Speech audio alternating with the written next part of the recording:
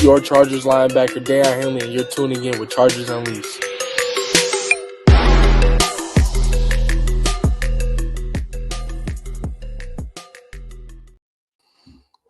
Welcome to another edition of Chargers Unleashed. Jake Hefner and Dan Wolkenstein here with you from the LA Football Network. If this is your first time tuning in to the show, make sure you hit that like and subscribe button on YouTube. You can also follow us on Facebook, Twitter, Instagram, Spotify, and Apple Podcasts. Dan Wolkenstein, 9:30 in the morning Pacific, Saturday, February 8th, day before the Super Bowl. We're not talking about that today. I'm not living in a world where there's a Super Bowl right now because today's subject matter that Dan and I are very excited to get into, we decided yesterday. Originally, we were going to record this show and have it go up yesterday. But you know what? We decided let's bring everybody else into the discussion as it relates to the roster construction for the upcoming offseason for the Chargers. And this will be a fun one today because we're getting into the wide receivers and the tight ends. So we're going to go through what the roster currently looks like. We'll obviously talk about pending free agents, any possible free agents that the Chargers could bring in. And then we get into my favorite come April time. Let's start talking about a little bit of the draft as it relates to the prospects that are out there at these respective positions. Dan Wolkenstein. Oh, thank you so much. I got you. How are you, sir? I am great. Welcome to Chargers Unleashed. If this is your first time tuning in, you know the drill. Put your comments, thoughts, questions in the chat. We'll do our best to sprinkle them in throughout. Jake, I'm good, and I will not lie. I have now entered the season where I actually am excited and jubilated and motivated and intrigued. About time. What took you so long? You know what? It's been a painful offseason so far, but I made it. And this tight end and wide receiver class has me excited. So this is going to be a fun discussion.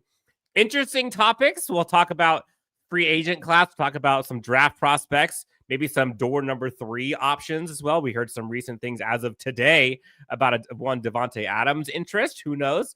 Talk about that and your questions, all of it. But Jake, I'm doing great. Happy Saturday. I got my coffee in hand. Jake, how are you, my friend? I care about your feelings. And I was going to ask based on the last show, if you truly gave a crap before we jumped into the ad reads. I do. I'm just waiting for that one word answer from you when I tell you about how my weekend is, how my week has gone. You're like, great. Now let's talk about our friends. So I don't really have much for you today, Dan, other than the one time I cared. Yeah, you deserve this. All right. Wear the egg on your face.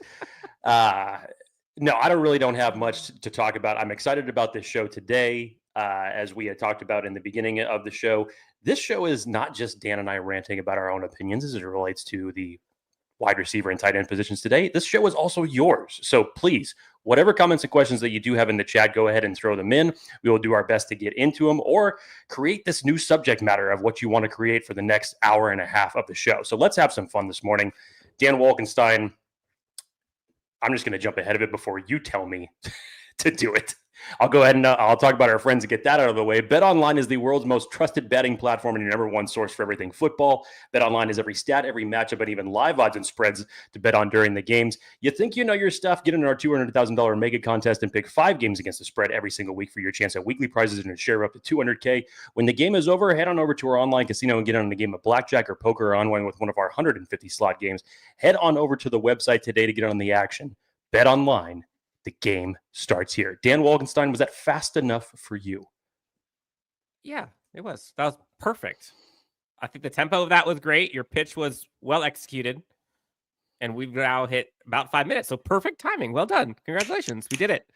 Anything else we want to talk about today? No, we can pretty much just end the show. Let's go. Cool. Thank you. If you want. Yes. No, thank you so much for tuning in. Bye. Folks in the chat. What are you wanting the Chargers to do during free agency and the draft tight end? What kind of player are you looking for? Is there a specific person, a specific type, someone you don't want? Let us know. But Jake, I think we have to start this. And how fitting that arguably the GOAT at the tight end position, enshrined in the Hall of Fame this week, 1 year too late, in my opinion, but we'll take it. Amazing to see LT bring him in. Congratulations to Antonio Gates. And you go back and watch some of those highlights, and it just brings back so many memories. And it's easy to forget just how dominant that cat was and how nice it would be to see Justin Herbert have a weapon like that. Now, I like to see Justin Herbert with a lot of things. So give him a great running game, give him a good offensive line, give him a good defense, give him a good coach. All of it is true. But seeing how dynamic Antonio Gates can make the quarterback is just a cheat code. So shout out Antonio Gates, man. It was awesome to see him in finally. How did Gronk say it? He said he made tight ends like look cool. Yeah. Because he, along with Tony Gonzalez at that point in time, they kind of revolutionized the tight end position for what it's now really become. For a guy who played basketball in college to now see himself as one of the greatest tight ends that ever lived and now going to the Hall of Fame, it's just truly something to behold for Antonio Gates. And as you said, well-deserved, 1 year too late, yes, but 2025 is his year, and we're all happy to see him get enshrined. Amen. All right, so let's get into this. Chargers' current wide receiver room and tight end room looks a little, what's the way to put it, Jake? Light? Is that fair? That's saying it nicely. It's a nice way to say it. Sure. Needs work. A bit of an there you go. Needs work. To be determined. Opportunity for improvement. We'll be positive this morning. Current wide receivers on this roster going into free agency and the draft. You've got Quintin Johnston, Ladd McConkey, Derius Davis, Brenden Rice, and then Dez Fitzpatrick and Jalen Johnson. Now, I think Quintin, Ladd, Darius, and Brenden are probably safe, I think. Dez and Jalen can easily be cut, and I don't think there's any cap hits if they were to be released. And then the tight end room, you got Will Dissly and McAllen Castles. That's all. But they could easily bring back Stone Smart and Tucker Fisk. One ERFA, one RFA. Basically, they can get with Tucker Fisk at the minimum.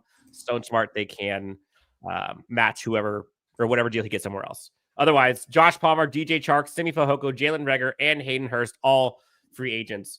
Jake, of this list of free agents, any of them you're bringing back? You know, you look at the mold of take emotions out of it. No, yeah, I'm definitely not trying to take emotions into it here, but you look at what the current wide receiver room is, and you look at what that lacked. And as in terms of the internal free agents you have, it's not really that big of a difference. But if I'm looking at intangibles here, Dan, you know, the DJ Chark project just didn't work for a variety of different reasons. Joshua Palmer, I think, had the opportunity to have a good season if it wasn't for Ladd McConkey. And I go down the rest of this list, and the one that honestly stands out to me as it relates to the wide receivers goes is Simi Fehoko. No elevators. And why do I say that? Because you need a little bit more blocking as it relates to the wide receiver position, and we all know that Simi can do that. And you go back to the preseason when it was literally the battle for wide receiver 6 between he and Brenden Rice. Simi Fehoko earned his way on this roster. And I think for a wide receiver in the mold of what Jim Harbaugh and Greg Roman want, he fits that in terms of those intangibles. Now, Does that do anything to absolutely blow up your wide receiver room and say that this group is complete? 1,000% no. It still obviously needs a lot of work in the skill set position. But if I'm looking at it in terms of that group for the wide receiver unit, that's where my mind goes.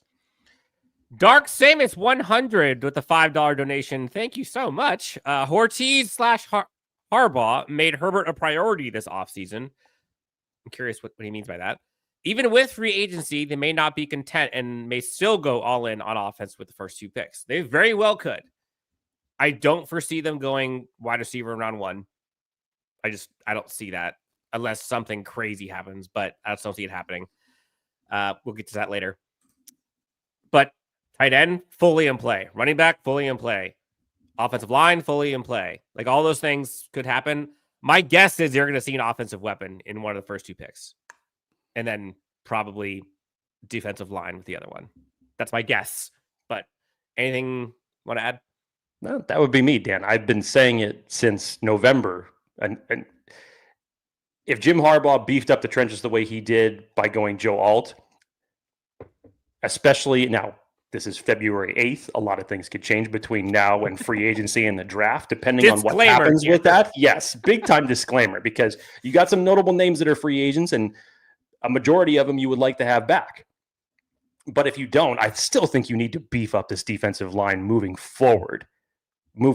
So I personally have been saying it for months that I think that defensive trenches is going to be a high priority. I think that in terms of overall draft stock, excluding Jerry Tillery, that position has not been properly prioritized over the last several years. So I lean to go that way. But if a certain tight end from Michigan just happens to drop there at 22, I mean, I don't see how you pass that up. It's just too good of a fit. We will talk about that soon. And again, if you ask, don't ask us. If you ask Derwin James what this Chargers team needs, they need folks that can catch the ball. I'm paraphrasing, and the trenches. So I think DJ is right. Folks in the chat, anybody that you'd like to keep here from the free agent list? What are people saying here? A lot of people talking about Devante Adams. We'll get to that here in a second. Let's see. We need an outside receiver and wide receiver. We need an outside receiver and a tight end. I wouldn't be interested in Kupp or Keenan at their age and salary. We'll get to that here soon. Jake Athier is here, friend of the show, $5 donation. Good afternoon. Then, all caps. Bull fam, are we live? Off-season show. We go to celebrate tomorrow. Down goes Frazier. Eagles take down the Chiefs 31-23. Let's go. Everybody still have their hearing? Thanks for that. Look, it was all caps. I had to do it. But I like the let's go all in, not in Senta's case. That was great. 31-23. I appreciate the audible translation, Dan. Thanks. You're welcome. Let's see. There was Kevin with a Thier voice. Let's see. I saw there was respectfully Fehoko's biggest contribution this season was selling those elevator hats. He was hurt for a lot of the offseason, for a lot of the season. Wait, what'd you say? I said he was injured. Oh, yes. Okay. Yep. Alex says, happy Saturday. Jake, a lot of people talking about the Devante Adams rumor. So why don't we just talk about that now then? We heard Devante Adams this morning, or according to ESPN, I should say, that he wants to go west. And I think it was the Rams, the Chargers, and one other team. 49ers would be considered. Which 49ers, that'd be a sweet landing spot for him. But Jake, what do you make of the Devante Adams rumors, and what is your interest level? And on top of that, I think that kind of pairs into the DK Metcalf outside options discussion. Again, we have to preface this with both DK and Devante that if they are released, or traded, they are released. Yep. That would be a scenario that we could talk about. We do not know whether or not, especially with DK's situation, if they would want to release him, and with Devante now, obviously with Aaron Glenn stepping into the fold as the head coach of the New York Jets, they obviously need to get that situation figured out, especially when it comes to the numbers for him. And who knows what's going to happen with Aaron Rodgers, if he's going to end up returning to the Jets or not. So there is a lot of flux in there. And I understand the reasoning for creating a discussion about this. If it's me though, Dan, I don't know. I like to go talk about absolutes right now. And the one scenario that I have kept repeating, and this relates to wide receiver, tight end at this point in time. If you were to tell me that in the offseason, if the Chargers were able to I know where you're going. sign T. Higgins and draft Colston Loveland. You are in the T. Higgins or bust. I mean, not necessarily or bust, because I'll have a few other guys that I'd like to talk about in this free agent market as well. But just think about that for a second, especially with the way that Joe Hortiz and Jim Harbaugh talked at their end of the season press conference, saying that they failed Justin Herbert in a number of different ways. Now, they were obviously hamstrung based on cap, what they were and weren't able to do throughout the offseason last year. They did the best they could. I think they did. They started off on the right foot with Joe Alton, Ladd McConkey. But now you're looking at projected having the 4th highest cap space in the league. And if you're able to get, I mean, hey, we even heard Derwin James not so subtly trying to get T. Higgins to come on over to the Chargers in Radio Row during this week, but or any wide receiver, any wide receiver for that matter. But just think about that for a second. If all of a sudden in one offseason, your biggest weapon core that you can throw to is Ladd McConkey, T. Higgins, and Colston Loveland, all of a sudden you got something. All of a sudden you got something right there. Yeah. So I wouldn't mind that at all. No, and again, there's a lot of ifs here. But if you were to just tell me that the Chargers could have either Devante, DK, T. Higgins paired with Colston Loveland, like, yes, 1,000% to any of those. Now, is there a preference of which I might want for different reasons? Sure. But right now, the wide receiver room, cap-wise, is very low. Like, they have I think they're the highest paid receiver is Quintin Johnston, who's on a rookie contract. He's making $3 million this year. That's the most by far. So they have money to spend. You mentioned it. They got a ton of money, a lot of holes. They got a ton of money. Of the two, DK or Devante, all things considered, because DK you're probably going to have to trade some precious assets for. Here's why I would say if you really press me on this question, there would be one intangible that sticks out to me. I would probably side with DK, and that's for the fact of the familiarity with Sanjay Lal. That's why I would do it. And you've seen the Chargers do this since Jim Harbaugh has come into play. You saw it with DJ Chark last year, who had familiarity with Coach Lal during his time at Jacksonville. You saw Hayden Hurst brought in because of the familiarity with the Baltimore offense in years prior. Not to say that any of those ended up working out, but you can kind of see the mentality of the coaching staff in that circumstance. So if you were to give me the option between those two, and it was forced to be one, that's why I would lean DK in that circumstance. Okay. All right. So we have wide receivers and tight ends. Which free agent class would you like to discuss first? Would you want to do the tight end room or the wide receivers? Well, we just talked about a number of different wide receivers. So let's flip it over to the tight ends now. Okay. So kind of slim pickings, in my opinion. Tight end room currently, again, Will Dissly is the main one. You're probably going to bring back Stone Smart and Tucker Fisk. So you have your blocking tight end. And again, Will Dissly did an admirable job last year, and they could use him in the passing game, sure. But should he be your number one target as a pass catching tight end? Personally, I don't think so. I would much rather have a few folks in the draft catching balls from Justin Herbert at the tight end position than Will Dissly.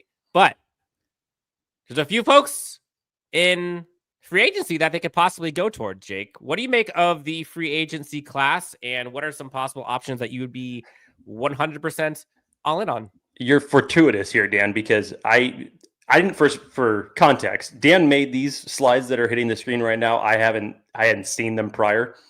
And these were the two guys that I was going to point out, being Juwan Johnson and Mike Gesicki, because look at us. Really what you're looking for. And you have to assess Will Dissly first before kind of moving into this. And this will obviously translate to when we start talking about the tight ends in the draft class as well. I think despite the flashes that Will Dissly was able to provide for you in the passing game, I think you move him back to what his bread and butter has always been as a blocking tight end. So in that circumstance, you really need more of a move tight end in this offense that you can really start stretching the field with. Juwan Johnson is a guy that I think is interesting, and credit to Steve Hagelin, because I know that he was talking about this earlier this week. Just in general, when you look at he obviously pointed out all the familiarities with Justin Herbert, but when you look at this in general, just look at his stats over the last several seasons. He has seemed like a guy who is just poised and was ready for that breakout season in New Orleans and just never really hit that level. And with that athletic he is and with the skills that he has, when you look at the rest of that New Orleans offense, he kind of just got lost in the shuffle of things. I think if you were to bring him in here as, essentially your number one passing tight end option in the free agency class, I think that'd be a great move. Gesicki is another one. Yeah. Again, when you're playing in an offense with Jamar Chase, with T. Higgins, you're going to get lost in the shuffle of things. There's only one football to go around. So I wouldn't be upset about a Gesicki coming into this offense with the way that his production's been traditionally, and you give him a quarterback like Justin Herbert to go from. Imagine just going from Joe Burrow to Justin Herbert and essentially, in a weird way, getting more targets. These are the two top options in my mind, that if the Chargers were to go free agency, again, I don't think that they will, given what this tight end class is, but if they do, these would be the two that would jump out to me. If they do, and you find someone that is looking to be your tight end one, these would probably be the two that you could do. Otherwise, I don't necessarily think anyone moves the needle more than a Stone Smart a year under his belt. I just don't see it. But there is an interesting point there. Loveland, someone said this. I was actually thinking the same thing. Talking about if the Chargers do go tight end in the free agency, it probably would be a lot cheaper and would completely open up the draft come round 1 and 2. It Thoughts? would. Oh, it definitely would. 100% would. If you're here it is. Yeah. Yes. It opens up the entire draft to us, and he isn't going to cost that much. Sorry. Free agency is going to change everything. And the Chargers have money to spend in this offseason. So who knows what it is that they're looking at? Who knows where they're looking to prioritize it? And again, based off of certain classes in this draft, i.e. running back, tight end, interior defensive line, hell, even the more I'm watching it, I'm just loving this cornerback class even more. But these are some of the decisions that you have to make in regards to free agency. So tight end's an interesting one, and we'll see where the Chargers ultimately end up prioritizing it. I personally think they'll prioritize it in the draft, but we'll see. Papa says, how about the possible trade for Kyle Pitts? I think is this the last year of his contract? Or last year of his rookie deal?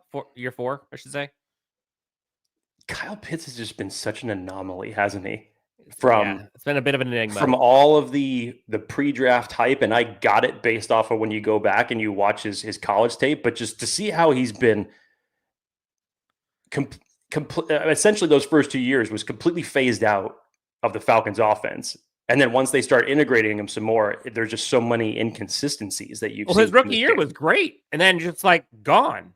Poof. I don't know. I mean, I would certainly trade for him. I don't know how much. It'd be a 1-year rental with possible re-sign, I guess, but which the Chargers have shown that they are not afraid to do for reclamation projects. See if they can get more bang for their buck. Alex says about the wide receivers real quick. I would rather have Godwin or Wilson. T. Higgins gives me diva vibes, and DK can be one too. I mean, if we're talking receivers, most are divas. Yes. First off. Yes. Like, most are not like Lad McConkey or Quintin Johnston, for that matter. Like, they are very humble folks. I get the whole comparison of, like, Chris Godwin. Yeah. If you're in the department of how you classify, there's divas and then there's divas with wide receivers. Godwin kind of falls into the lesser of that category, if you will. So I get what he's saying. Sure. Athir, Jake. I'll spare Thank you. Appreciate it. He says it in all caps, but I'll say it in sentence case. Jake, you my guy. I love you, brother. I'm not going to question my coach and GM with their decisions on the draft, but my picks: round 1, edge, followed by tight end, running back, wide receiver, rounds 2 through 5. Your thoughts? $10. Thank you, Athir, by the way. So he wants to go edge first round, followed by tight end, running back, and then wide receiver. Yep. Interesting. Okay. Edge is an interesting one. And I know people have talked about this just because of it sounds like Khalil Mack will be returning. There has been all kinds of discourse between whether or not the Chargers are going to keep Joey Bosa for one more year or whether or not he's going to end up being one of these cap cuts that's going to allow the Chargers to have more cap space. Time is going to tell on that. But there is no doubt that you do need to invest in the edge group for the future. You need to figure out who the other edge player across from Thule is going to be for the next several years. And it's always better to do it 1 year ahead than 1 year too late. So I'm not sure what's going to happen with the edge position. Would I go for it in the first round? Let's just say hypothetically, if Joey's not there, based off of who would be gone off the board, we'll see. We'll see. I don't know. Yeah, I don't know. Alex says Too just early mess to around tell and get at this Myles Garrett. Yes, of Take care course. of that. Then there was the conversation about Myles Garrett. Wow. First of all, He better not go to the Chiefs, and he better not go to the Raiders. That's all I'm saying. That's all I'm saying. First of all, if Cleveland actually decides to do this, which they have shown as of right now, no inclination to trade arguably their best player on their team. Inclination. I Sorry. love that. What did I say? They have not shown that they are inclined to do that. Sorry. I am clearly not awake yet. I think you meant to say inclination, but yes. Wow.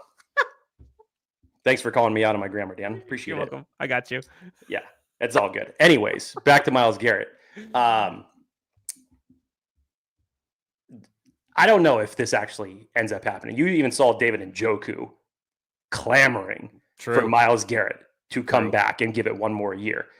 But at the same token, when you see a note like that was released from Myles Garrett talking about just like his time, I mean, that almost felt like a Michael Jordan exit note. Yeah. Like that was heartfelt, and that was being 100 with everybody.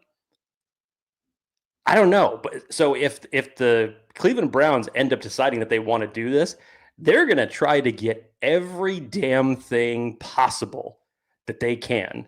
And why do I say that? Because somehow or another, you have to make the trade for Deshaun Watson look better by recouping some of those picks that you gave away for that trade. Arguably one of the worst in the history of the NFL. So if you're a Chargers fan and you want to say do it, just know there's going to be a steep price to get Myles Garrett. I honestly don't know if there's a price you wouldn't pay. Honestly. Cap-wise, specifically. I'm not talking about trade. Oh, yes. Cap-wise. Yeah. That's fine. But like you're telling me I have to give up 3 first-round picks or something, which I don't think it would. Like I probably am not doing that. That just seems like it's going to hold your franchise back, especially when you're trying to rebuild everything like they're doing. But Chupapa says Chargers have the only other thing that other teams don't, which is they have Joey Bosa. So that's the other option too, is there's the possibility of trading away somebody in that process too, which maybe that's what Cleveland would like. I'm not sure. So Jake, this is your fun time.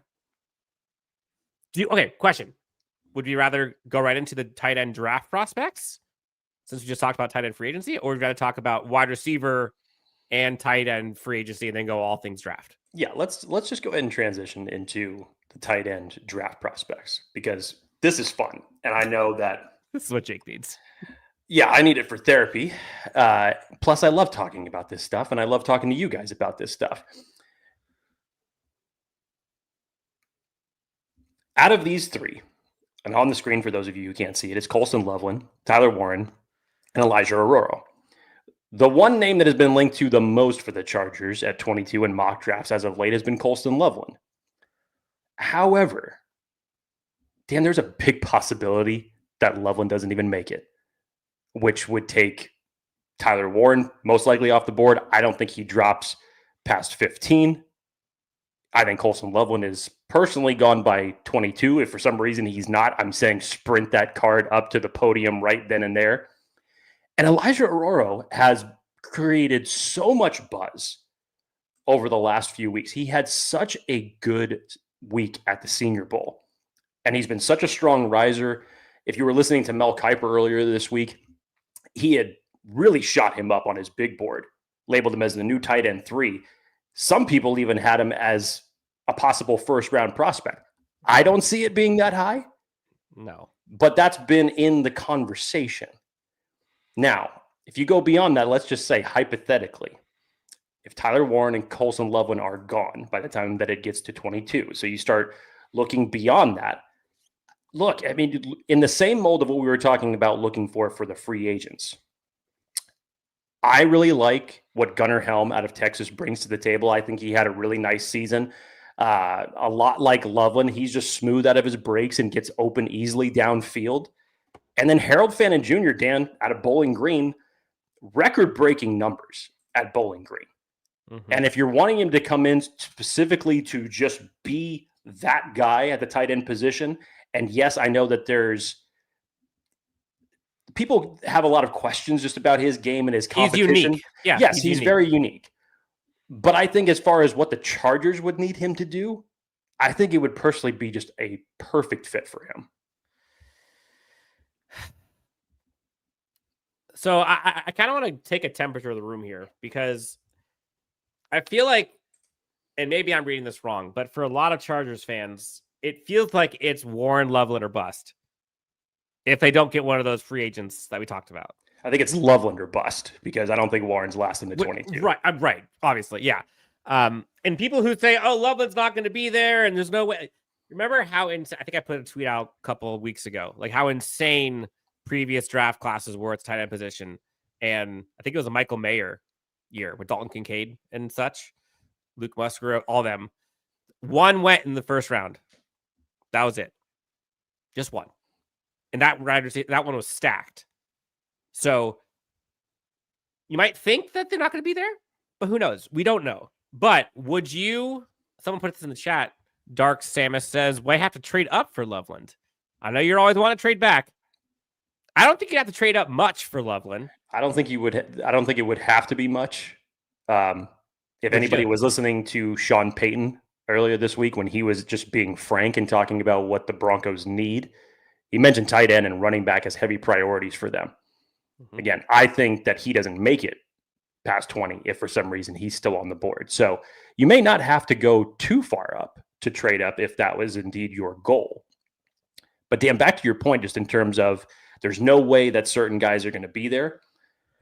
We seem to have the same conversation about the Philadelphia Eagles every fucking year because they just draft so well. And you're thinking to yourself, oh my God, how did that player fall into their lap? Just this past year, look at the secondary they got.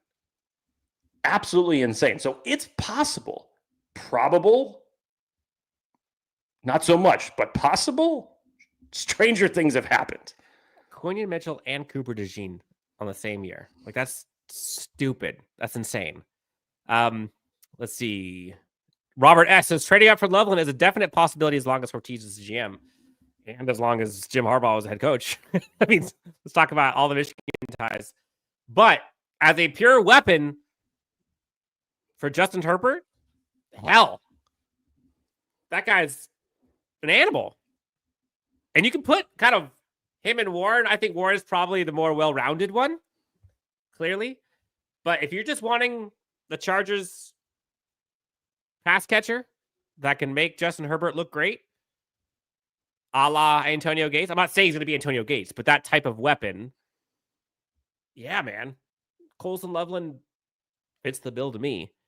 But what I was saying before is it feels like this is the offseason where if they trot out Will Dissly, Stone Smart, pick a random tight end, Hayden Hurst, whoever, and Will Dissly's your tight end one or Stone Smart's tight end one, you're going to see a lot of Chargers fans unhappy. So it feels like it needs to be either a top-end free agent tight end or one of these two. So I totally can see them trading up a few spots to get a tight end. Wouldn't be surprised at all. Something similar to the trade that they did with the Keenan Allen pick they got back last year, where they traded, I think it was like a third and a fifth for for someone else's third and an earlier fourth or something like that. It was a change of maybe 11 picks difference, but they kept the picks. I could see that same thing where maybe they trade like a first and a fifth and they get back a first and a. If you're able to pull off a similar trade in the same fashion that you pulled to trade up for Ladd McConkey this year, again, not saying it's second round, but in the same vein Totally as what you would have to trade in the first round for it, I'd be all for that. And then we already know that the Chargers are going to have additional picks compensatory coming their way as well. Exactly. A lot of people love Warren. Jake, would you trade up for Warren? God, that's a steeper price. I love Warren. I would love to see the Chargers have a guy like Tyler Warren on this team. Not snubbing Warren whatsoever. The guy's just a freak. And to think about when you go back to before the season started, I mean, Loveland was the consensus number 1 tight end. And Warren has just come in and bulldozed everybody out of that equation, given on how they utilized him and how easy it was for him to get open. And just a physical specimen that Warren is. He's just a freak. And people are just going to fall in love with that. And he's going to be a great tight end at the next level. I also saw someone in here that was asking if we were to rank the tight ends. It was Bowers, Loveland, Warren, and Sam Laporta. If it was me, Brock Bowers is number 1. And I say that for a multitude of different reasons. One, because of the years of consistency that he had at Georgia, and the way that Georgia utilized him in that offense was one of the reasons that I fell in love with him. And early on in the draft process, I was okay with the Chargers going that high with a player like that. And hindsight's easy. Remember, Laporta was not Laporta. He was picked after some of the other guys that were up there. So I'm not saying Laporta was bad, but like Laporta wasn't the first tight end off the board. But Loveland, Warren, Laporta, Bowers. I agree with you. Bowers 1. Probably Warren 2. And, Loveland 3, Laporta 4. That's exactly how I was going to rank it, actually. So Bowers, Warren, Loveland, Laporta is how I rank it. And it's not a knock on any one of the 4 because they either are or they're going to be great players of the NFL. But, that's Bowers just having the rookie season that he had this year. I think just put the exclamation point on that for who was number 1. Yeah, and again, Bowers was an absolute unicorn at tight end, but he was more of a unicorn than Warren is right now. Like, Bowers was a cheat code. And people are saying, oh, Warren's nicer than Laporta. Coming out of the draft, yes, 1,000%. But again, we can't do hindsight. Sam Laporta NFL career now versus Warren coming. It's hard to compare. I don't know. Lone Swordsman says, I would also love Abdul Carter, but the draft don't work like that. Everybody would love an Abdul Carter on their team. Everybody would love an Abdul Carter on their team. Yeah, you'd have to be a top 2 selection. Completely agree. Could make a flip, Loveland and Laporta, depending on what you prioritize more in a tight end. Agreed. Again, I think Laporta is probably more of a well-rounded tight end, but I think Loveland's probably the better pass catcher, in my opinion, coming out of the draft. Jake, any other tight end prospects you want to talk about before we switch over to the wide receivers, which will be fun? Yeah, no, we're going to take a much deeper dive in this over the next couple of weeks, especially with the Combine invite list that should be released next week. And then, of course, Dan and I will be gearing up with all eyes toward watching that. Other tight ends that I had saw someone talk about or in here that I wanted just to bring up, a lot of people really like Mason Taylor out of LSU. I honestly need to watch just a little bit more film on him, but I can understand why. Luke Lachey has been another one out of Iowa that I've seen some good flashes on. Once again, just need to watch a little bit more film on him. But in general, this tight end class, as some people have been talking about, and it's deservingly so of this reputation, is a strong tight end class, and it's a deep tight end class. So if it's not Loveland at 22 because he's already off the board and the Chargers haven't made a move in free agency to shore that up, there are still plenty of options beyond round 1 to go after and get one. Would you do Harold Fan in the second? Yeah, I would be okay with that. If you didn't tell me what was on the board in the first and who the Chargers ultimately ended up taking, I would be completely fine with Harold Fan Jr. in the second. Nick says, if Chargers miss out on Warren and Loveland in the first round, have no fear. The brain trust will find a good tight end later. Respectfully. Well, this brain trust, thankfully, isn't the last brain trust. The last tight end that the previous brain dress took, we all know how that story ended. Ugh. Yeah, no thanks. Okay. Wide receivers. Let's switch over. Let's go. So I think everyone, I shouldn't say everyone, but a lot of folks are on the T. Higgins train. And rightfully so. And the guy had an incredible year, and he's on the upswing. He's young. He's athletic. He, in my opinion, would be a bona fide wide receiver one. The reason why he's not is because he's next to Jamar Chase, who's about to break the record for how much receivers make. But there's some other guys that are free agents that would be some sleepers that I really, really like. And a lot of people talked about Darius Slayton. I think we've heard that name. Heard of Keenan Allen, Mike Williams, and let's see who else. Amari Cooper is out there. Chris Godwin's out there. I don't necessarily know. For me, it's like if it was me, it's kind of the Higgins or bust thing, but it's either Higgins to get the bona fide one, or you're going the wide receiver 2, 3, and then look to the draft. Now, does that mean wide receiver 1 will be in the draft? I don't know. I don't know if this roster construction needs a bona fide wide receiver 1 to be successful. Look at the Chiefs. Who's their wide receiver 1? Well, and they're about to possibly three-peat.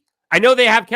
I'm saying they have Kelsey and they have Mahomes and they have Andy Reid and they have. And once upon a time, you had Tyreek Hill, and they won 2 straight after him. I get it.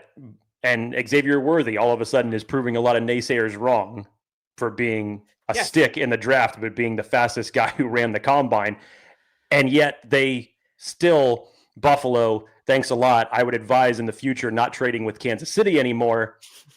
And maybe we won't fall into the same type of issues. Yeah, but what I'm saying is they can win on the ground. They can win with tight ends. They can win without having wide receiver 1 bona fide. I would like to see it because I feel like Justin Herbert's one of the very few phenomenal quarterbacks that doesn't have one.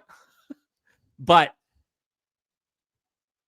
De'Ami Brown, I loved coming out of college, and he might stay with the Commanders. I'm not sure. He's a free agent. I really like De'Ami Brown. Darius Slayton would be a great fit too. He hasn't really been able to showcase all of his abilities because of the quarterback play in New York, which has been absolutely brutal. But he could take the top off. De'Ami can take the top off. Higgins can take the top off. DK, Devante, whatever. There's a lot of options. But in my opinion, if it's the wide receiver 1, you're going to pay the Brinks truck up for, it's probably Higgins and maybe DK. Other than that, I don't think I'm doing it. I don't think the front office does it either. I can't see them opening up the Brinks truck for someone who's not as close to a sure thing as possible. Am I off base there? No, I don't think that you're off base there at all.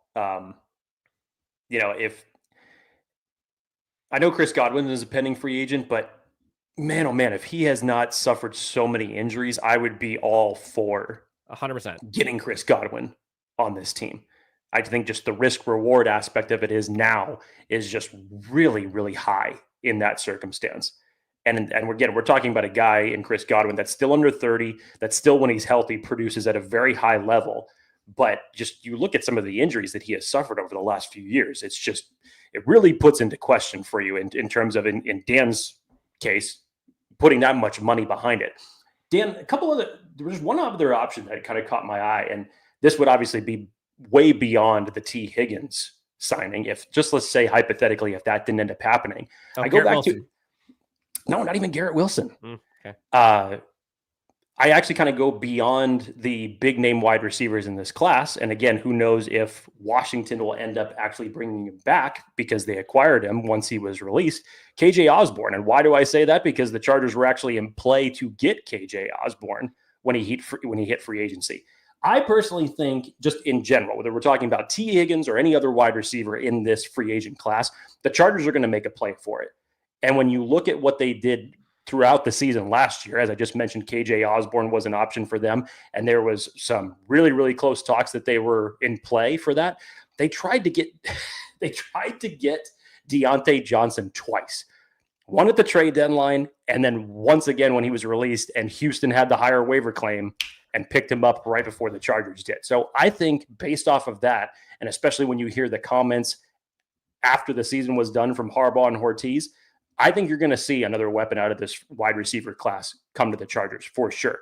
But to Dan's idea that if it's not T. Higgins, you get another one of these free agents and then you double stack it in the draft. I definitely agree with that plan. Yep. And somebody else had a question about that. Alex, do you think we can double down and get a 1A wide receiver and a Slayton or Allen type?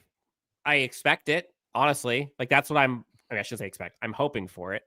But there's a ton of receivers out here and free agency this year. But how many of them match up to what the Chargers actually need? Okay, I'm going to read out some names here. Stephon Diggs, Keenan Allen, Amari Cooper, all on the other side of 30. You got Brandon Cooks, going to be 32. Deontay Johnson, you mentioned. There's DeAndre Hopkins, Robert Woods, Marquise Brown, KJ Osborne, to your point. He's 27, but I don't think he moves the needle much. That's the bottom of the wide receiver roster, in my opinion. You've got the Moores. You got Rondale Moore. You've got Elijah Moore there. There's a bunch of dudes. But if the Chargers did not have Ladd McConkey, I would love Elijah Moore as an option. 100%. I was going to say, remember, there's redundancy with a lot of these guys with what Ladd McConkey brings. And so could you go like a style of a Ladd McConkey, Wes Welker, Julian Edelman, where maybe just go two of the same and go tight end heavy? Sure, you could. But I don't know if that's likely. But maybe. Josh Palmer, for the right price, I can see him bringing him back. I don't know what he's going to go for, to be honest. I'll be interesting to see what he can get. But any of those names that pique your interest? I'll say this. With the Chargers bringing in DJ Chark the way that they did last year on a one-year deal, I wouldn't absolve them of any option that you could possibly look at to say, hey, if we bring one of these veteran guys in, even if they happen to be either 30 or above on a one-year deal, I wouldn't exclude that. But I wouldn't either. In the same token, where do the Chargers need to improve? Obviously, you have to have other wide receivers that can get open in man coverage besides Ladd McConkey. And you have to start building this wide receiver core out for the future. You really do. Because got to start somewhere. Even though Quintin Johnston had a step up from what his rookie season was, there's still a lot of question marks as it relates to Quintin Johnston right now. Fair. And the rest of that wide receiver group, let's just assume that Joshua Palmer is not going to be here next year. You got to get more out of it. So I think that, honestly, any and all options are on the table as it relates to rebuilding this wide receiver core. Anthony Navarro says, Ladd is wide receiver 1. Yes, 100%. But ask yourself, should he be your wide receiver 1? Like, in an ideal state, is he your number 1 offensive weapon? He was this past year, clearly. But was that by design or was that out of necessity? Bring in T. Higgins to let Ladd be your wide receiver 2. Like, that is cooking. Imagine a defense trying to cover Ladd when T. Higgins is out there. That's what they have to deal with right now with T. Higgins and Jamar Chase. So, yes, he is your wide receiver 1, but I don't know if that's necessarily a good thing long-term for him or the Chargers. Because he also has a little bit of a history, which, by the way, the fact that he made it through the season like that, I think it was a surprise to a lot of people. That was a big deal. That's a big deal. Let's see. I did a super chat here from Athir. Again, Athir is just bankrolling us. This is nice. Dan and Jake, in July, I have a surprise for the show when we go live in July. $50 super chat, Athir, season prediction. Stay tuned. It's not a surprise if you already told us. I'm still going to be grateful. Thank you so much. I appreciate it, Athir.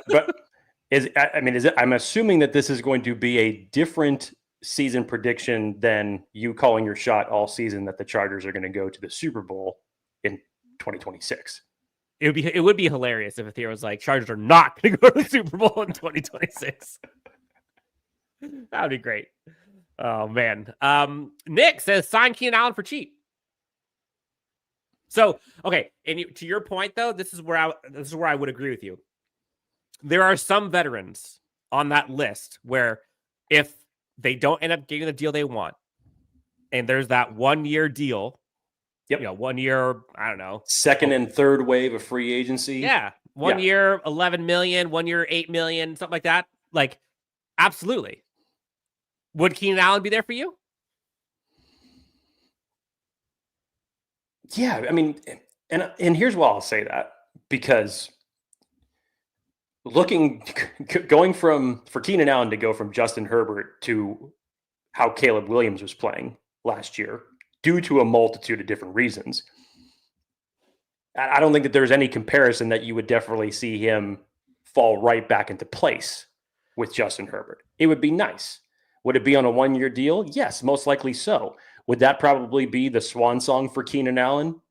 Also, probably so. Would it bring back a lot of nostalgia? Hell yeah, it would. But I'd be interested to then see how do you balance it between Keenan and Ladd? Because Ladd's role in this offense was essentially what Keenan owned for 10 years. It was Keenan plus. Yeah. Yes, it was Keenan plus.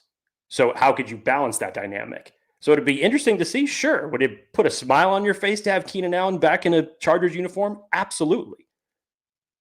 I would just be interested to see how you balance that dynamic now, because really what the Chargers need is someone to stretch the field for them. On the outside. Yes. So would I be opposed to it? No. I'd just be interested to see how they would craft their offense with those two players moving forward. I don't think the Chargers have a few things they have to solve for in the wide receiver room.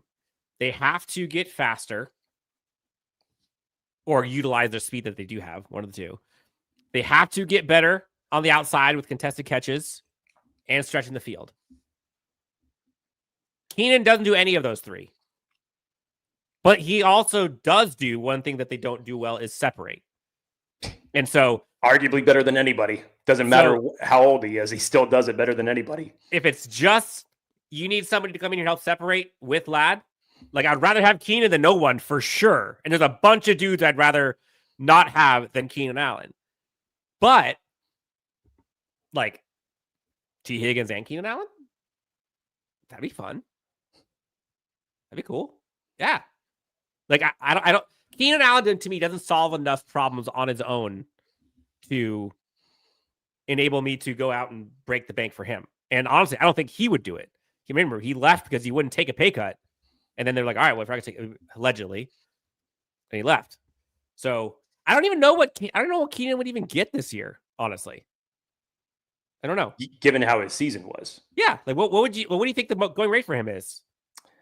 Look at spot track. What do you think? Who knows what it'll be? But hey, he could be in a. Remember when he was talking about the idea of like that he was either going to be in Chicago or go back to LA? That was all before Ben Johnson became the head coach of the Chicago Bears. So it's not foregone that he's going to be leaving Chicago, and especially when you have a coaching regime change for a team that really needed it. He very well may stay in Chicago now.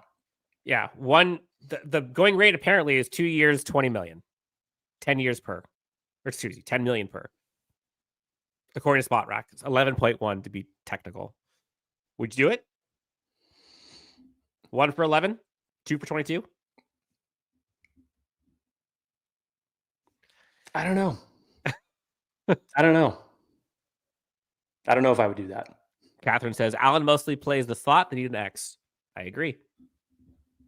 But Keenan Allen for 1 or 2 years would certainly help. Again, it wouldn't hurt, but I don't think that's the only thing that they need to do. Like, I don't think that helps enough. Agreed. Let's see. I'm way behind on these. Let's see. They aren't going to spend a bunch of money on another slot receiver. Kind of agree. Also true. Jack says, question, gentlemen, do you see Mac coming back? Yes. Agreed. To Papa, here's an idea. Trade 22nd and 86 to the Bears for 39 and 41. Whoa. Then trade 55 and 159 to the Giants for 65 and 104. puts the Chargers at the top of the 3rd and 4th rounds. Trade 22 and 86. So I'm assuming he's saying Bears are trading back up into the 1st round. So the Chargers would be going then from 22nd to 39th. So no first round pick. They go no first round pick and 41. That's a hell of a drop, but I get it. I get it. That's a hell of a drop there.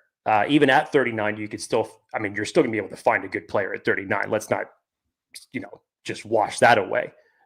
But at the same time, I get what he's trying to do to position the Chargers in general for this. Now, if you could fast forward and you could give me a better idea in terms of who was on the board at 22 and who the Chargers ultimately ended up getting at 39, I might be inclined to agree with this. But there's a lot of variables here. Yes. that is a big jump from 22 to 39 when you think of the players that should be on the board in between that window. But if you could give me a little bit of guarantee who was on the board at 22 and who the Chargers would take at 39, I might be inclined to agree with that. But at this point, I can't. So, question came in. Who could we draft to stretch the field, Jake? We've always waited for this. This is your moment. This is your moment, Jake. This is your moment. You've waited how long now? Months? Months. Honestly, probably. I'm letting this one ride for one more.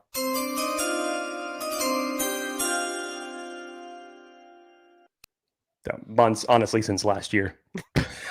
Honestly, since the end of day 3 of last year's draft. As it relates to, okay, so first of all, you have to weigh the options to say, okay, if we were talking about at 22, what would essentially be your options for wide receiver? And if you were to prioritize them over certain other positions, let's just say for the sake of argument, tight end in this circumstance or interior defensive line for who very well may be there. Because this wide receivers class, obviously, wow, very talented, I think is sneaky deep. It's not the wide receiver class of last year in terms of how high ranked those guys were. But at the same token, okay, here we go. Let's start it like this. Percentage chances that if the Chargers are still on the clock at 22 and they pull the trigger, what are the chances that that player is a wide receiver? Dan, what is it? 3. Okay. At most. You were less generous than I. I was going to say 8.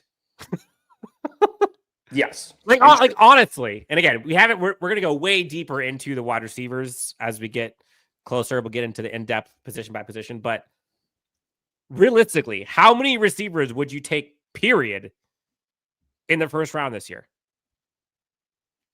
Well, you look at Teterow McMillan, you look at Luther Burden. I think Matthew Golden has garnered first round interest. Absolutely. See, I wouldn't.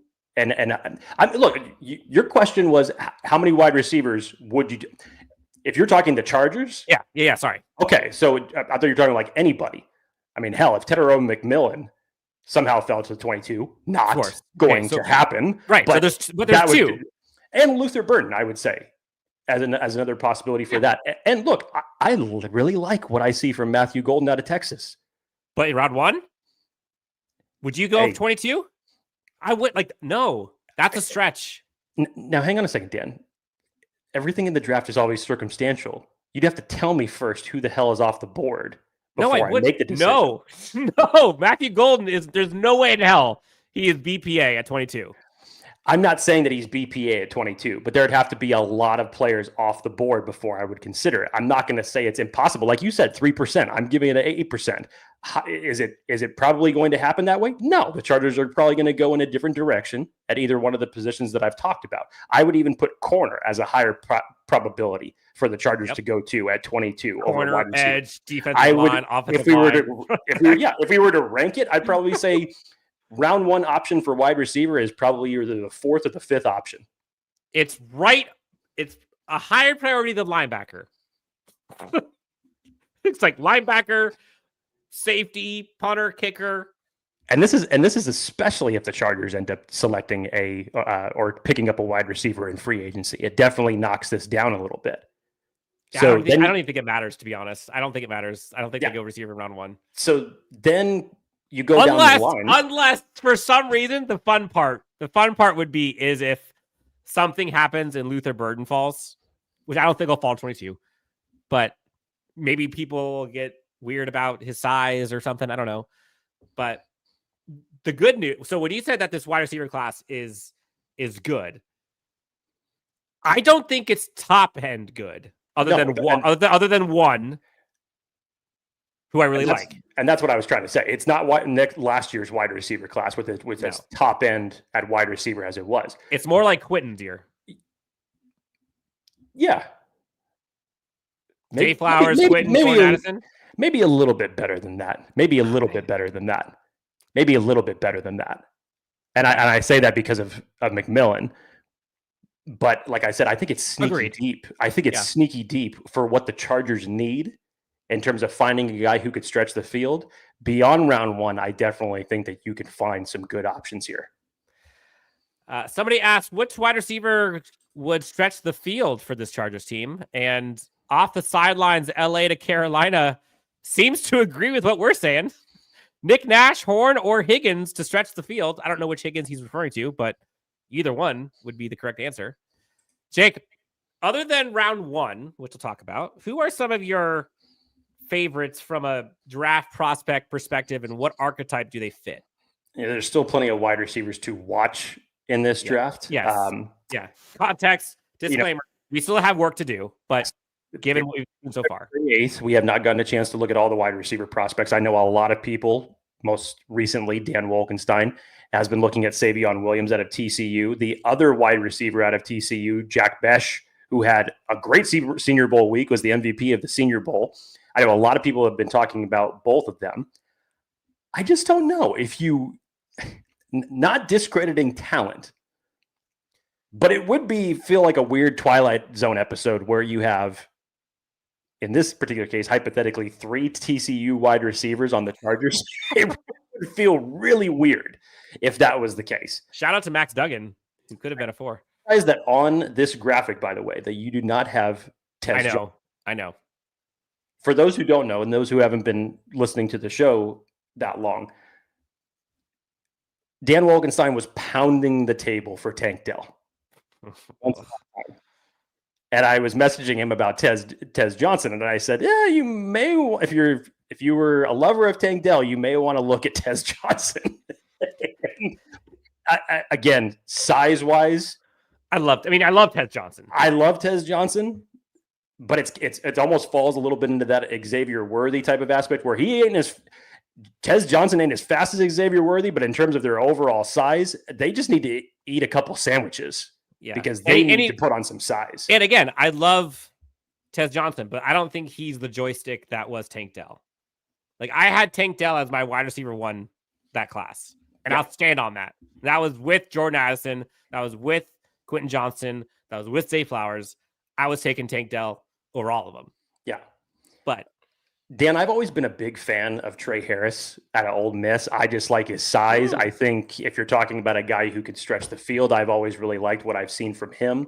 Again, kind of in the same vein as Keenan Allen, if the Chargers did not have Ladd McConkey, Xavier Restrepo would be a great option. Literally, I was like, wait, nope, I can't. Nope, I don't want to look at this. I literally had to stop looking because we already have it. Nope. That was exactly what I thought. And this is further down the line, Dan.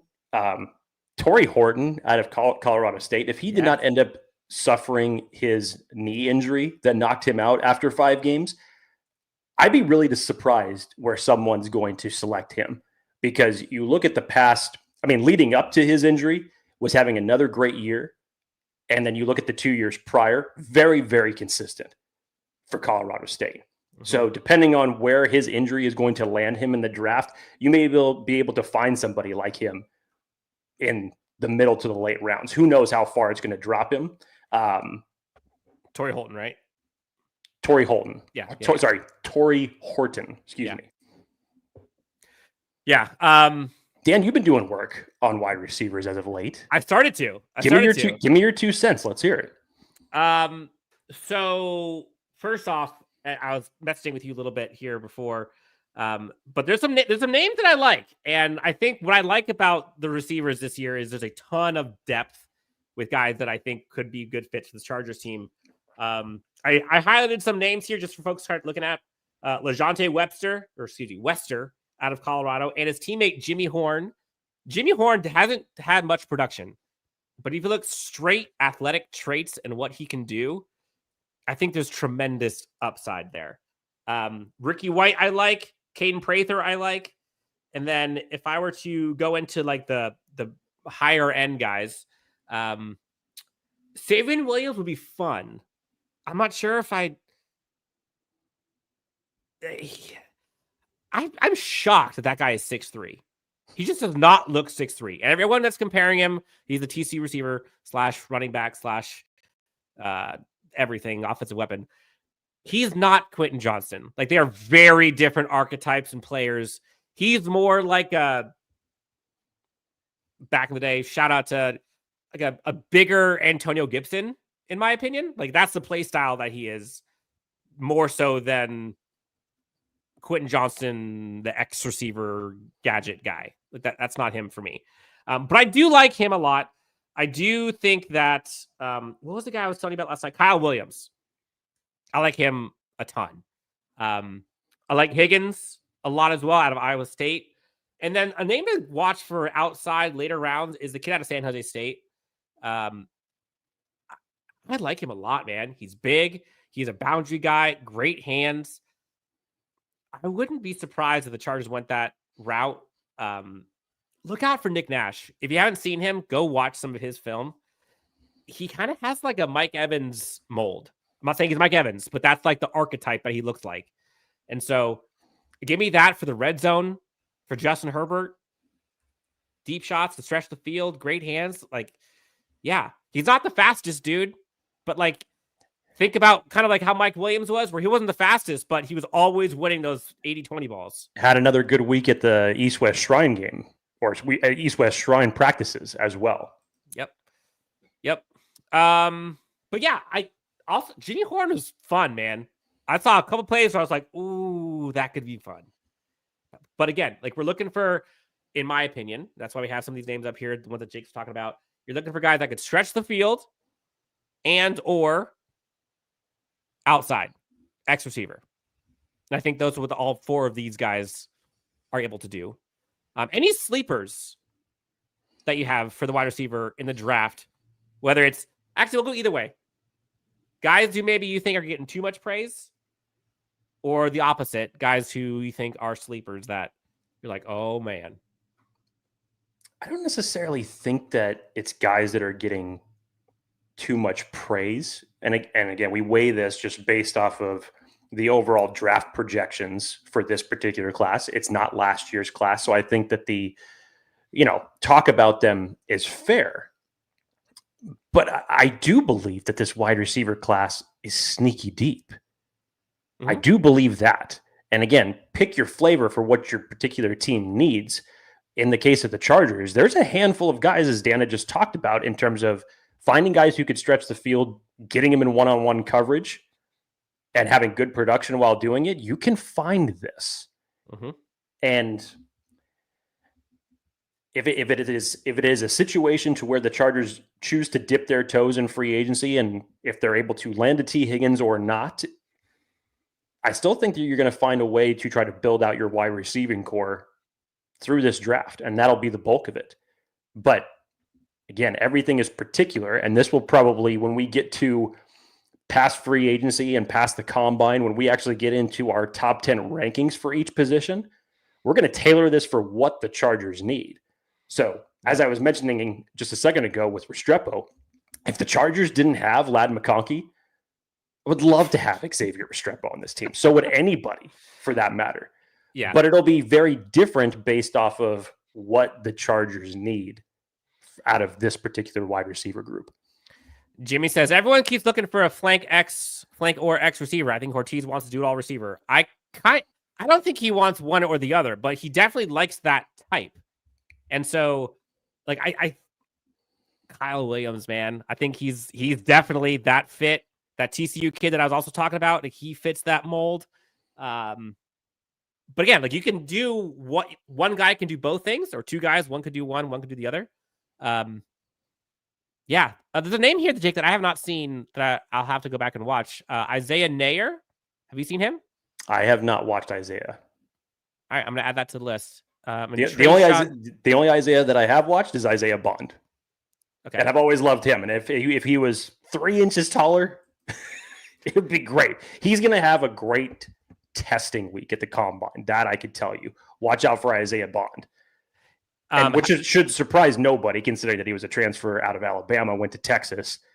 But he's going to have a great week. And again, if he was over 6 foot, you'd probably be talking about him a lot higher in this class. Efton Kism, also Eastern Washington. I don't know if you've seen him. Again, one of those where if they didn't have Ladd McConkey, I was like, oh, please sign me up. But that's a late round guy that I think is going to make a lot of people happy. And you'll hear that name a ton as you go forward. Have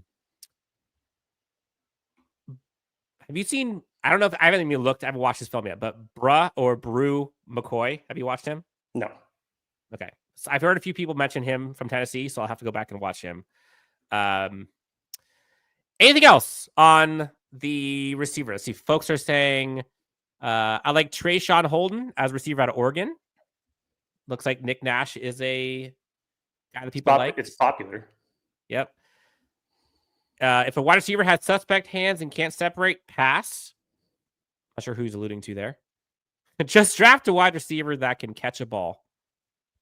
Pat Bryant is another name. I watched him too. Same thing. Similar to the San Jose State kid. He's kind of like Nick Nash a little bit, but he's always open, man. Like he's a great separator. Not the craziest speed, but he just has some swag, wiggle, and I think his finesse is. You're like, wait, how is he still open? So yeah, Pat Bryant, good call out there. I like him a lot. What else, Jake? Any questions here you want to go through?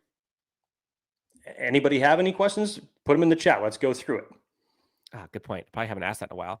Folks, please give us your question. This is the Q&A portion. We have about 10 minutes left here. Tez Johnson can stretch the field as well as anyone in the draft. So we'll talk. He says tax, but I think he meant Tez Johnson. I like Tez Johnson a ton. But I think having Ladd, not that Ladd and Tez the same player, but there is some redundancy there. And I don't think Tez Johnson solves for enough of the things for that to be like the main / only thing they do at receiver. If they didn't have Ladd, then yeah, go for it. And also, like again, if you're going to be 160-ish, 165, like I just don't think he is that quick to where, I mean, you remember like Kadarius Toney back in the day, which I was still kind of out on, or Tank Dell. There's some guys who were just like human joysticks. He's definitely agile, clearly, and fast, but I just don't know if he's plus to where he can make up for the 165.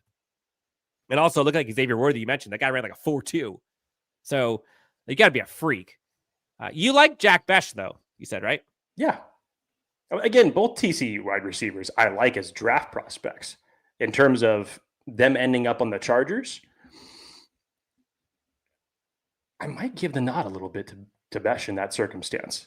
But again, in a reality where there's 3 TCU wide receivers on the Chargers, I just don't see that happening for whatever weird reason. And again, it's not an argument against any of their play. It's just hard for me to see that happening. Bella says, this show is so wrong. Stop with the live line talk. Do you know what he's referring to? Or she?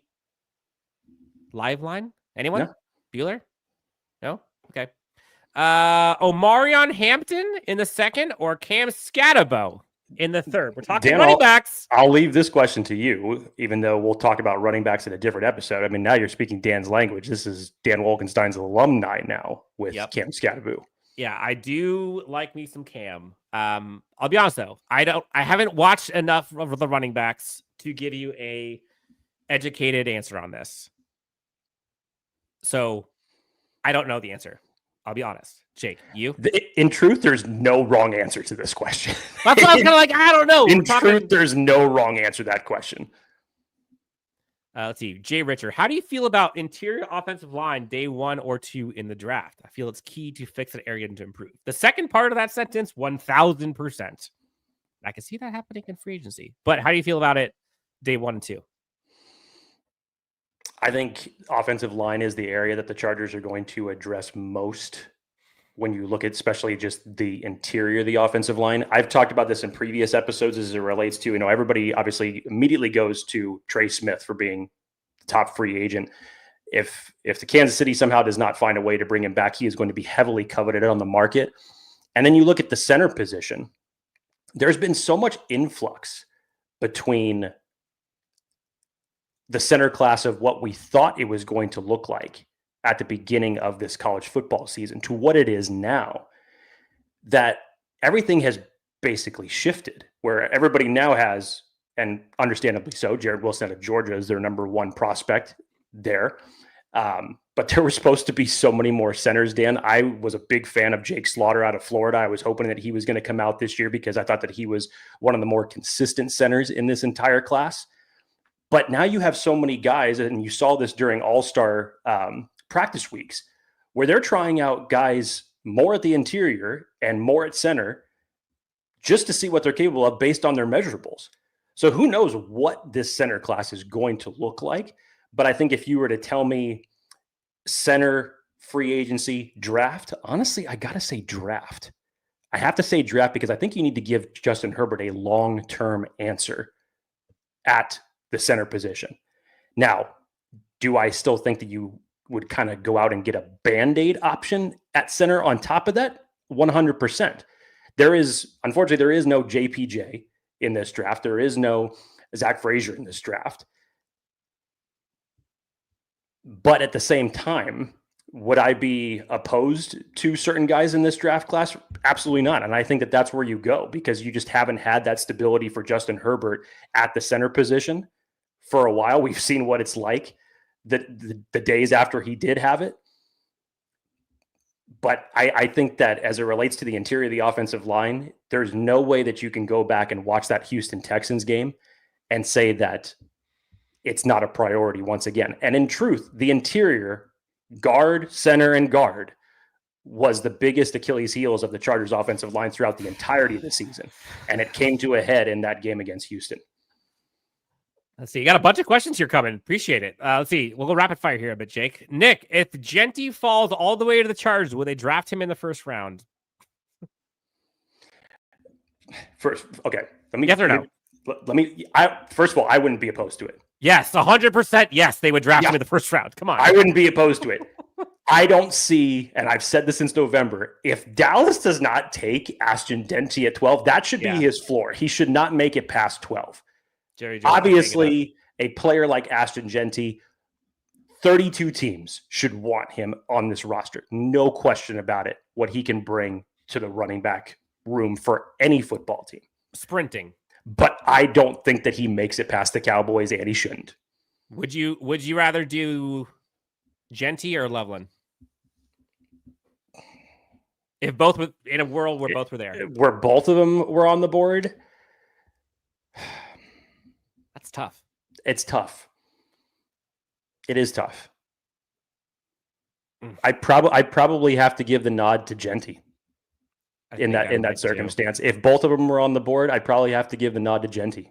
Yeah. Roland says, what do your guys take on Rice filling our need at the X receiver? So in-house name. I mean, we'll see. Might need it. We'll see. Unfortunately, he didn't get that much of an opportunity during the preseason last year. Practices that Dan and I were at and everything in between preseason games. Brenden Rice looked great. And then unfortunately, given who his quarterback was throughout those games, never really saw any targets thrown to him. When it wasn't anything that was good. And then I think we're talking like single-digit plays here, Dan, throughout the season before he just really never got a shot again before he was shut down. It was not a good look for Brenden Rice. Not saying that he can't do it, because I've been rooting for Brenden Rice to be able to contribute to this team. And I would hope that given the influx of wide receiver for this upcoming season, that he's going to get a better shot. But I don't think that you could say right now, I mean, would I consider it an option? Sure. Does it mean that he's going to be the starting X receiver come September of next year? I wouldn't put money on that. No. And I also don't wish that. Bella says, Colston Loveland is a no-go. Please stop ruining the show for people. He's not even a good blocker. Stop with the wrong information. Well, let's just say this for Colston Loveland. You have Will Dissly, who I said was going to go back to his traditional blocking tight end position. Which when you said is a good blocker, by the way. Yes. No one said Colston Loveland was a good blocker. Never said that. Nope. But when was the last time that Justin Herbert had a great pass catching option at tight end? I loved what Everett did in his final year. He really beefed up for his final year and was able to make things happen. But really, since Hunter Henry, Justin Herbert hasn't had that kind of a tight end option for him in this offense. So you're not going to go out and get two blocking tight ends. You need to get a move tight end that can add something to your passing game. Because we saw clearly, outside of the flashes from Will Dissly this year, the tight end group didn't really have that much to contribute. And if I'm curious, Bella, since we're on this conversation, if Loveland's a no-go, who is a yes-go? Are you saying Warren and that's it? Because any other tight end is not blocking as well as who you already have on the team. Will Dissly blocks better than any of those tight ends. I'm telling you. So you're saying just don't get a tight end. That just sounds dumb. Sorry. Nick, Chargers brass has a plan. I don't know if the plan is AI or if he just meant to say something else.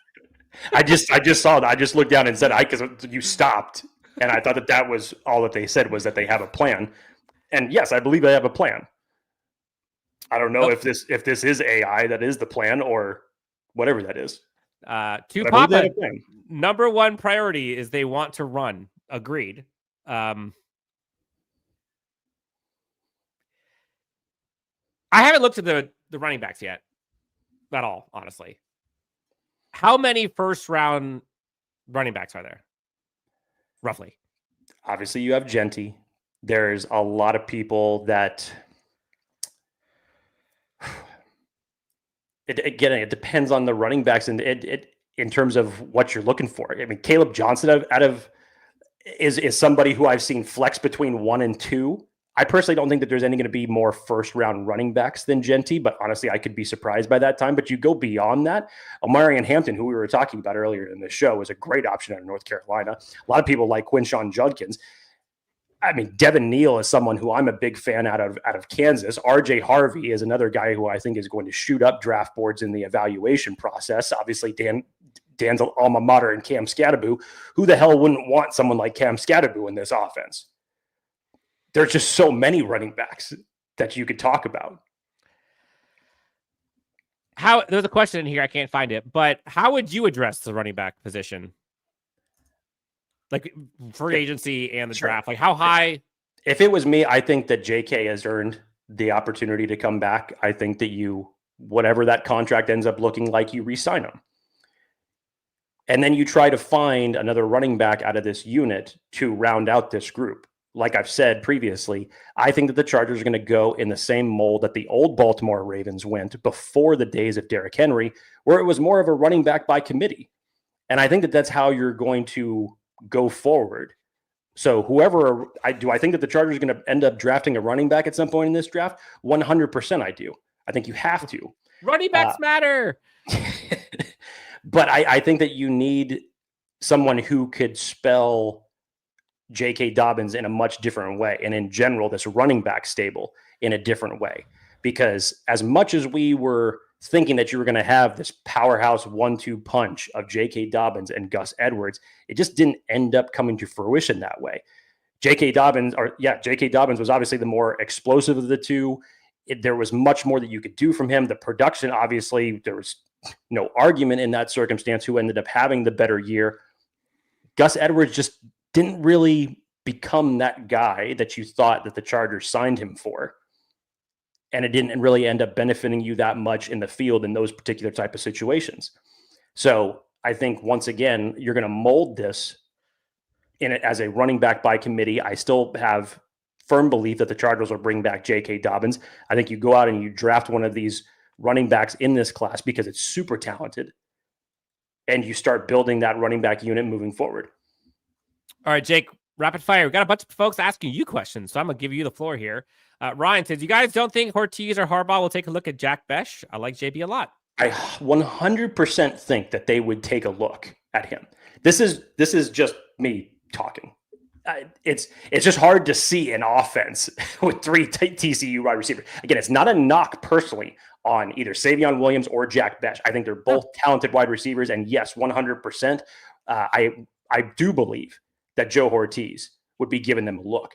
It would just be an interesting thought to think that the bulk of this wide receiver group would be built up of Quintin Johnston, Derius Davis, and in this circumstance, Jack Besh.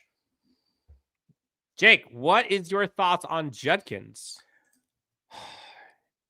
You look at what he has done over the last 3 years, Dan, and the production that he has put up. I mean, coming into this year, it was, in terms of missed tackle rate, he was only second behind what Bijan Robinson did in 2022. I mean, he is a super productive running back. And I think the more that you go back and you watch him and his tape, the more you like. And I think it would be perfect just from the standpoint, and we've talked about this. You look at J.K. Dobbins and where he went to college and how many headaches he gave Jim Harbaugh. Wouldn't it be great if he went out and selected another running back from Ohio State and just built that stable up like that? That'd be hilarious. Roland, hey, Jake, you have any favorable thoughts on Isaiah Bond, the wide receiver from Texas, possible second-round pick? Yes. I mean, I really like Isaiah Bond. Again, if he was 3 inches taller in this class, I think that we would be talking about him a lot more, Dan. But he tracks the deep ball well. He's smooth. He's very smooth in his route running, can play inside or outside. Again, as I had mentioned, he's that transfer out of Alabama to Texas this year. He's a high school track star, Dan. I mean, he ran the 200 meter in 21:04. I mean, he could do it. He's got the speed. Is it Xavier Worthy like speed? No, but he could bring some juice to this offense, 100%. And I'll go back and I'll say it again. I think if he was 3 inches taller, we'd be talking about him in a much different light as it relates to this wide receiver class as a whole. But I'm a big fan of Isaiah Bond. I would not be opposed to that. See what else we got here. Real question is if Gus Edwards comes back or is cut. I don't think that Gus Edwards returns to the team. Why? I was looking to see how much his cap hit is. I think not just from. Could the production have been better had the Chargers had a decent interior offensive line in front of them? Yeah. But I think just for the dynamic, when you look at what JK did, where is it that we were missing with Gus Edwards? Obviously, they're two very different backs in terms of what they're utilized for. But when especially you look at this running back class that you have sitting in front of you right now, there's a lot more that you can add behind Justin Herbert with those options that you have. And talking financials, he would have in 2025, his cap hit would be $4.25 million. If they were to release him, there'd be a $1.125 million cap hit, or dead cap, excuse me. So they could save about just over $3 million if they were to cut Gus Edwards. And just strictly looking at what you saw on the field, I don't see why they wouldn't save $3 million. Unfortunately for them. Can we talk about the LSU tight end for a third-round pick? Yes, we can. Short answer, yes, we can. In this circumstance, you're talking about Mason Taylor, and who is somebody who, again, I would not be opposed to. With his size, what he can do, can he do the type of things with the tight ends that we have talked about on the field? To a lesser degree, yes. Not as dynamic as some of those other names that we've mentioned, but in terms of what you're looking for as a tight end option, sure, I'm not opposed to that whatsoever. Mason Taylor, LSU. Eddie, Jake, Betts, mid-round speedster.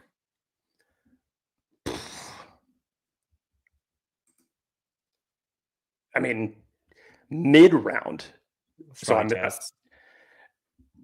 it's hard to argue Tez, depending on where Isaiah Bond goes.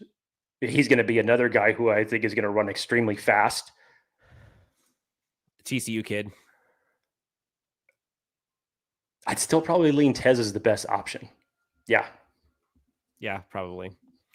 Let's see. They're most likely going to address the running back in the mid to late rounds, says Catherine.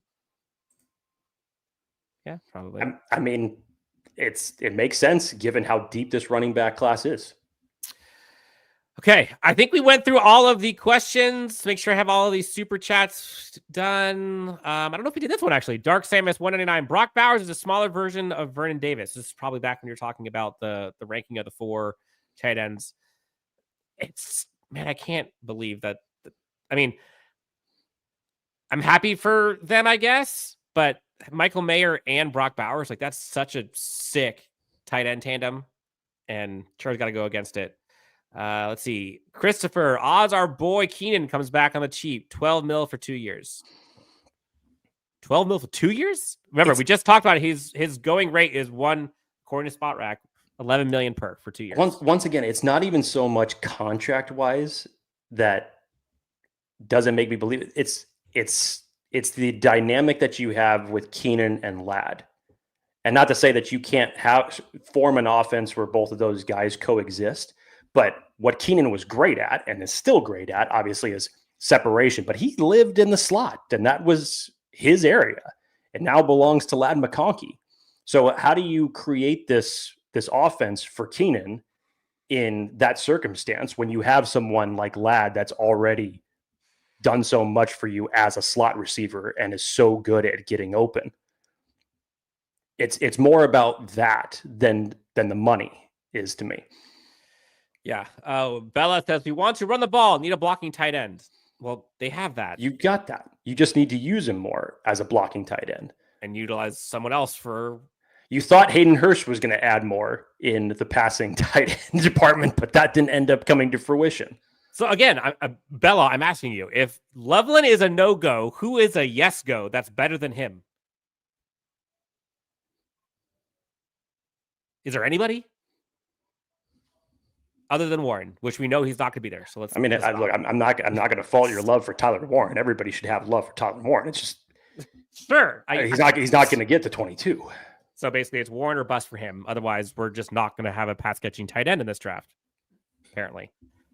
Jake, went through a ton here. Went through the roster construction of the current wide receiver and tight end room. We went through draft folks on both the tight end and wide receivers, as well as free agent availability, some possible trade options. Went through a ton of Q&A. Is there anything else you wanted to cover today?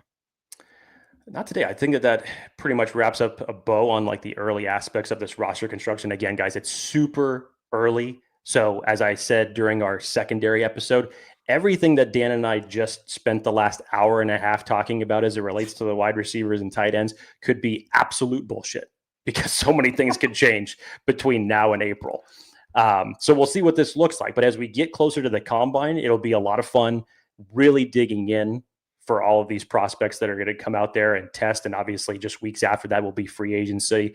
So there's a lot that we will have to talk about in the next couple of weeks. Excited about it. Dan, I'm excited about the next episode that we're going to do as it relates to overall roster construction at a certain position, that being the defensive line. You really want to dig into the trenches. That episode will be a lot of fun because there's potentially a lot of moving pieces on the Chargers defensive line that may not be here next year. And they're going to have to do a better job at shoring that position up. So happy to get into that one. Yes, I'm with you. This was a fun one. I can't wait for the defensive line. And we're about to get full-on draft mode and free agency, which is going to be exciting. This time next week, there is no more regular. There is no football for the 2025-2024 season. It's going to be a wrap. Go Eagles, in my opinion. Back to the question about the mid-round speedster, Jake. Again, Jimmy Horn. Go back and watch Jimmy Horn. See what he can do. Otherwise, if you haven't done so already, please do us a favor. Hit the like and subscribe. Helps out a ton.